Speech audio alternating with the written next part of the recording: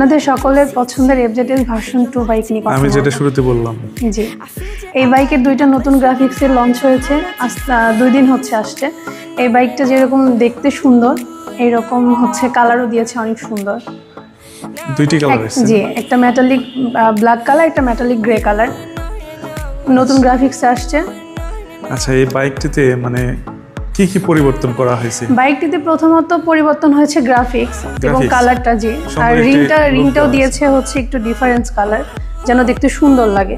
মানে অনেকে বাইকের রিমের কালার করে নেয় জি জি, হ্যাঁ, যেন করতে না হয়, যার জন্য হচ্ছে রিংয়ের কালারটি একটু পরিবর্তন করা হয়েছে। এবং সকলের যেটা প্রবলেম ছিল যে হচ্ছে আপনাদের হেডলাইটটা ছিল হ্যালোজেন, এটাতে হচ্ছে আপডেট করা হয়েছে এলইডি লাইট দিয়ে। এখন মনে হয় এলইডি লাগাই দেওয়া আছে। জি জি, এলইডি হেডলাইট। অনেকে বাইক কেনার পরে আগের মডেলে তারা কিন্তু আফটার মার্কেট থেকে লাগাই নিত। জি জি, সেটা করতে হবে না, এটা